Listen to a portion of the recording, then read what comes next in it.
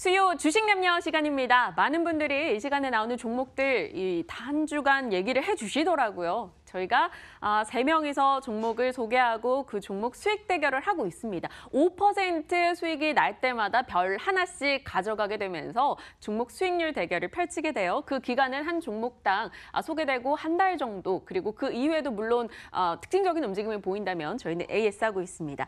어찌 보면 저도 그렇고 출연자분들께도 굉장히 부담스러운 시간일 수 있는데요. 저희는 지난주 하고 나서 다짐했습니다. 최대한 이 시간을 즐겨보기로요. 두 분 소개할게요. 스타인베스트 윤동식 대표님, KB증권 대치지점 FA팀장 정희진 팀장 모셨습니다. 어서 오세요. 예, 안녕하세요. 네, 안녕하십니까. 저희가 첫 시간이라 지난주에는 조금 그랬죠. 시간도 항상 쫓겼고요. 뭔가 다들 적응하느라 정신이 없었는데 드디어 제 입으로 얘기하기는 좀 그렇긴 합니다만 첫 뼈를 획득한 사람이 나타나지 않았습니까? 바로 누굴까요, 윤 대표님?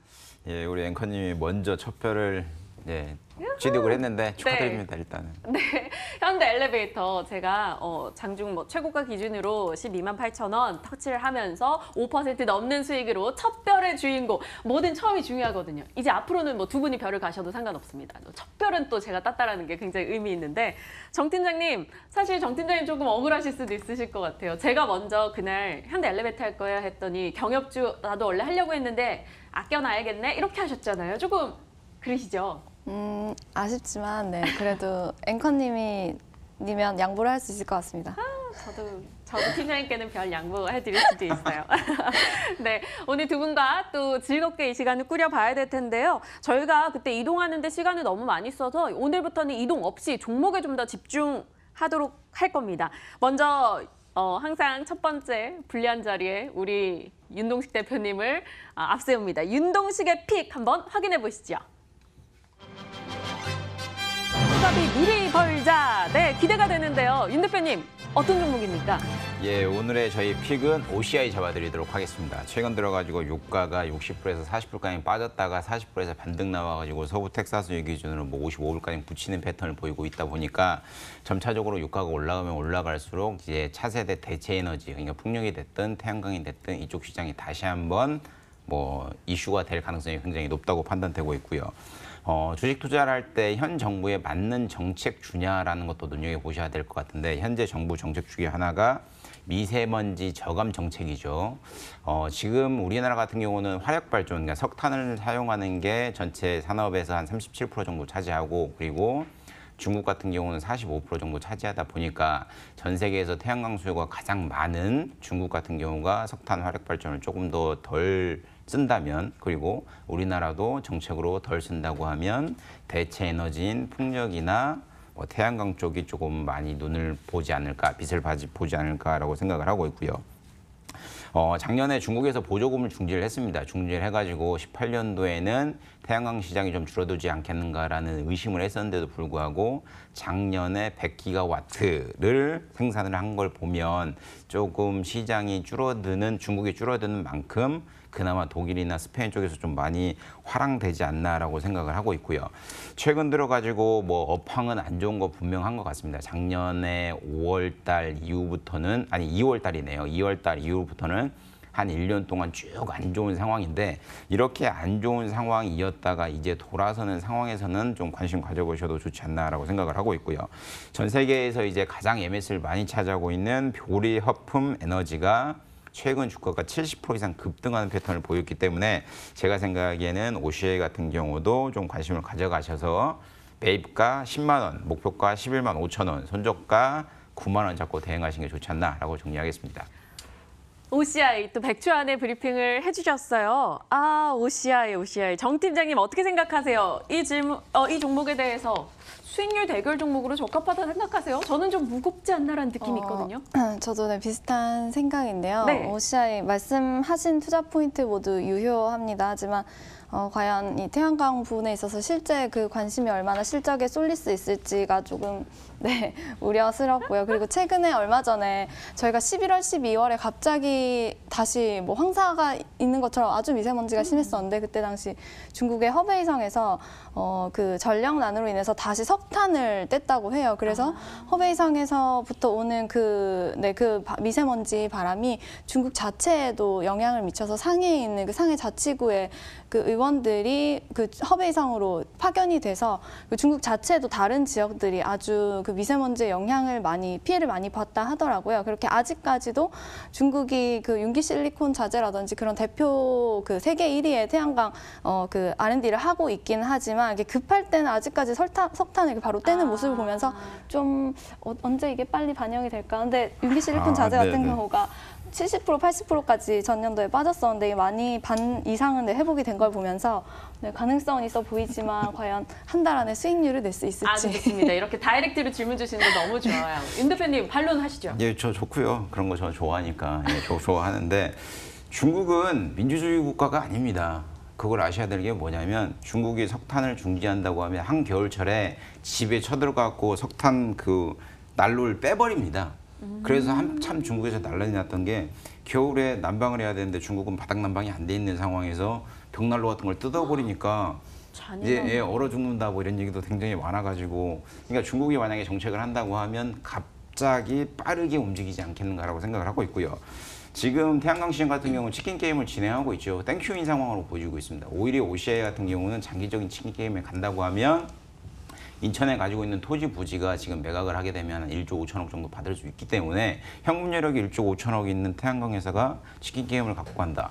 그러면 오히려 최종 승자가 OCI가 되지 않겠는가라고 생각을 하고 있기 때문에 장기적으로 그게 제가 생각이 간단한 것 같습니다. 장기적으로 생각해도 가고 단기적으로 생각으로 가기 때문에 조금 보수적인 투자자라면 OCI 같은 경우는 지금 시점부터 주가가 내릴 때마다 오를 때 말고 내릴 때마다 매집해서 조금씩 가시고요.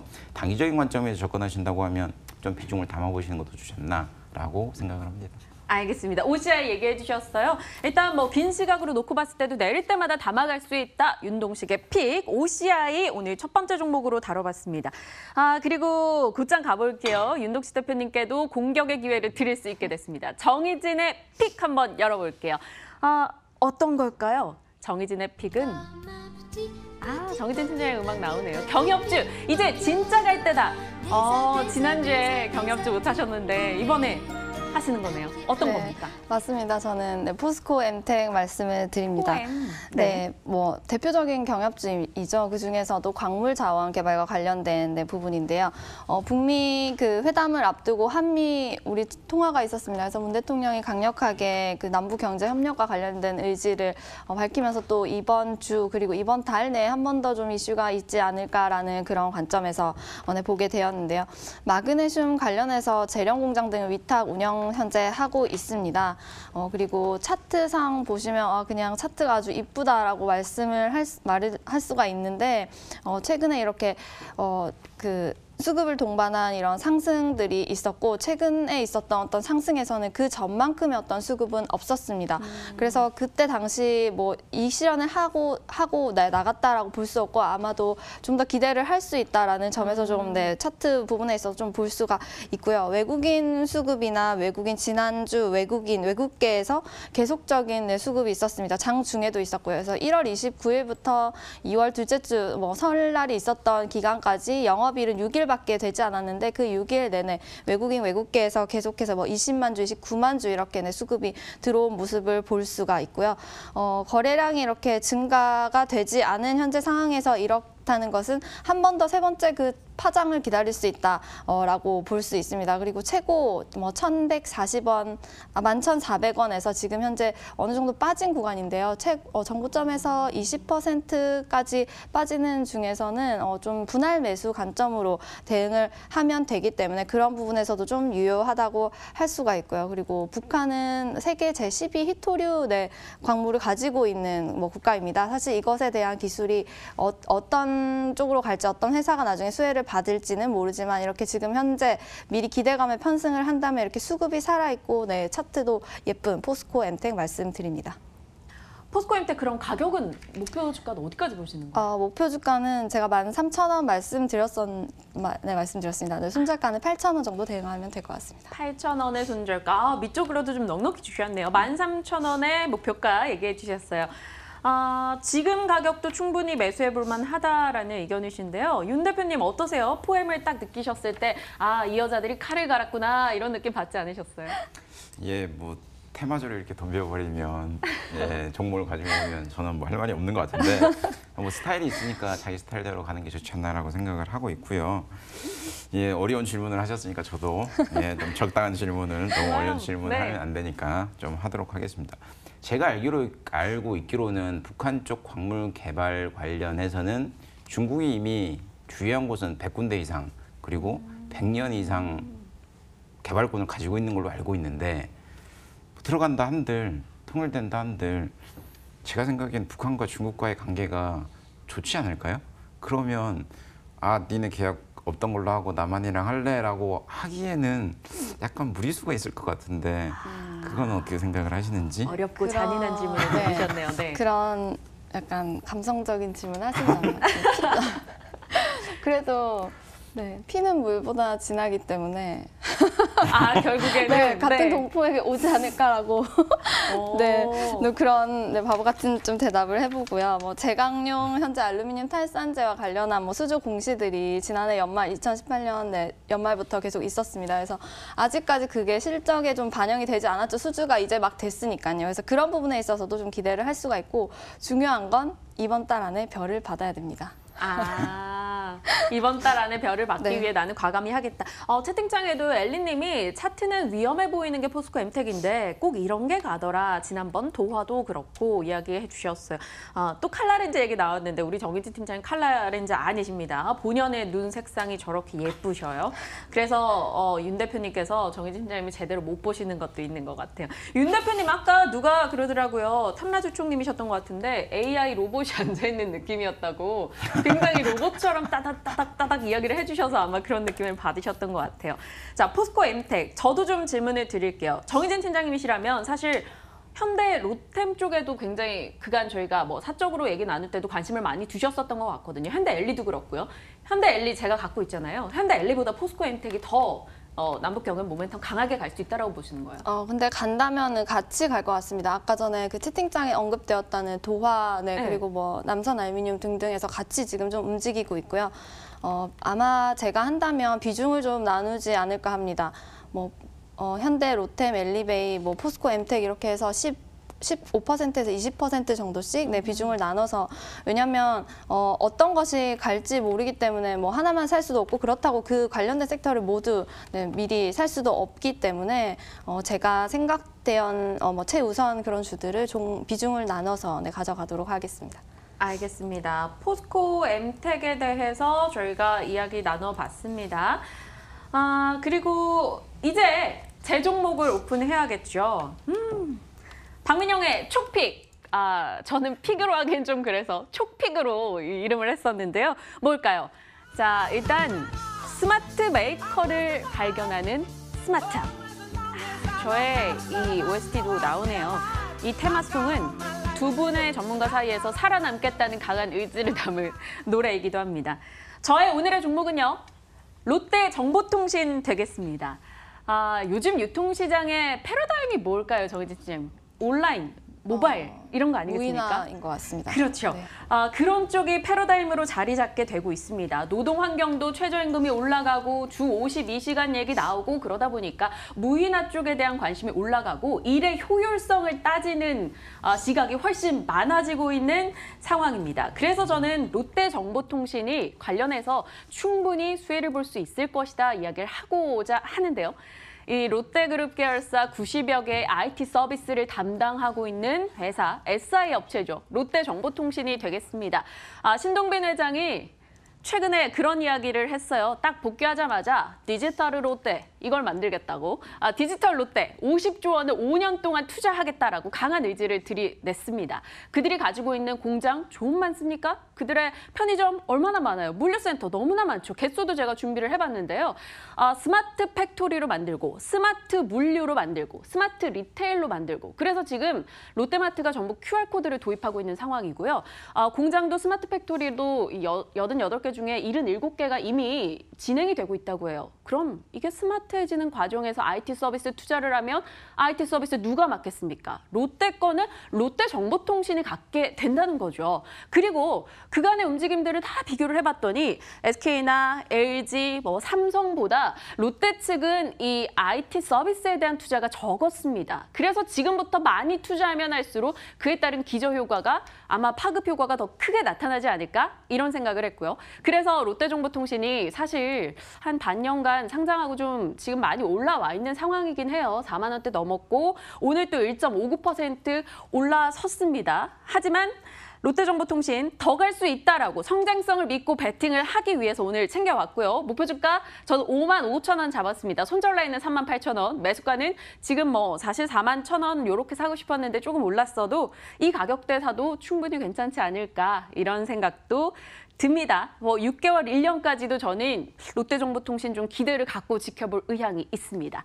자, 저의 백조 브리핑 시간이 끝났네요. 롯데정보통신 오늘 소개를 했어요. 두 분의 질문 받고 싶지 않은데 제가 대답을 할 수 있을지도 잘 모르겠고요. 그래도 얘기해 주신다면요. 예, 롯데정보통신 같은 경우는 대주주가 70% 갖고 있잖아요. 네, 맞아요. 예. 근데 제가 들어오기 전에 전자공시를 들어가서 봤는데 네. 그 대주주 보호해수가 6개월 걸린 기업은 오랜만에 봤거든요. 보통 대주주 보호해수 한 2년 걸리잖아요. 네. 근데 지금 롯데가 자금 압박에 딸리고 있다는 건 누구나 다 지명하게 아는 사실인데 보호해수가 1월 27일 날 풀렸어요. 네. 물량이 나올 가능성은 없을까요? 저도 그 생각을 했어요. 대주주 지분이 70% 롯데지주 갖고 있는데 물량이 나올까 고민을 해봤는데 저는 보호해수 물량 풀려도 나오지 않을 거라고 생각을 하고는 있습니다. 롯데 측에서 굳이 롯데정보통신의 지분을 좀 줄여갈 필요가 없을 것 같다라는 생각도 들고요. 현대차 같은 경우는 현대오토에버 상장하면 정의선 거 다 팔고 경영승계 이용하겠다라고는 하는데 롯데는 아직 그런 쪽의 분석이 저도 찾아봤는데 사실 없더라고요. 그래서 답변이 될까요, 이게? 그러니까 그 시장에 시장에 나오진 않겠죠. 시장에 시장가에 던지지는 않겠는데 현대를 비교하기에는 현대는 유보가 너무 많고 롯데는 유보가 없는 걸로 알고 있는데 그러면 관계 계열사에 조금 지분을 넘긴다거나 이런 식으로 한다고 하면 조금 문제가 있지 않을까요? 고점일 수도 있지만 물론 10만 원을 갈 수도 있죠. 근데 그런 리스크를 감안하면서까지 공모가보다 지금 훨씬 많이 올라와 있는데도 불구하고 매수를 해야 되는 메리트가 있는 자리인지 그게 저는 좀... 왠지 저는 그냥 신동빈 회장이 IT 쪽에 집중 투자를 하겠다는 강한 의지를 냈으니까 그렇게 넘기지 않을 거라고 판단을 사실 하기는 했어요. 근데 이 부분에 대해서는 조금 불안했는데 어쩜 그거 이렇게 기가 막히게 질문을 하시는지. 네, 정희진 팀장님, 윤 대표님 너무하셨죠. 네, 근데 말씀하신 대로 대기업이면 이미 많은 온라인 사업부나 이미 진행을 하고 있었을 거예요. 그러면은 그동안은 외주를 줬었겠죠. 그러면 차례대로 그걸 어떻게 흡수 합병을 했는지 아니면 전체를 그냥 다 사와버렸는지는 알 수는 없지만 대기업이기 때문에 분명히 우리 다 직장인이었어 봤으니까 네. 알잖아요. 지시가 내려오면 그날부터 바로 바뀝니다. 그래서 아마 바로 그 시스템이 바로 흡수가 되면서 주가에도 반영이 된 것 같은데 그렇게 말씀하신 대로만 다 반영이 된다면 9만 원, 10만 원 문제 없을 것 같아요. 근데 가장 큰 리스크가 뭐라고 생각하시나요, 앵커님은? 리스크에 대한 질문을 오늘 두 분이 저한테 칼을 가신 느낌이 살짝 있긴 한데요. 실제 저희 신랑이 사실 롯데그룹에 다녔었어요. 근데 롯데 같은 경우는 이 IR이 제대로 이루어지지 않다 보니까 그런 부분에서 그동안 이게 좀 주목을 못 받았는데 지금 실질적으로 다 통합해 나가는 과정이 일어나고 있다고 해서 관련해서 좀 기대를 해볼 수 있지 않을까 싶습니다. 더 얘기하고 싶은데 일단 시간이 부족하네요. 세 종목 고정 다시 한번 확인을 해보겠습니다. 박민영은 롯데정보통신, 그리고 윤 대표님은 OCI, 정희진 팀장님은 포스코 엠텍이 되겠습니다. 저희가 실시간 공격을 펼치다 보니까 혼이 쏙 나가는 진행하랴, 종목 설명하랴 정신이 없습니다.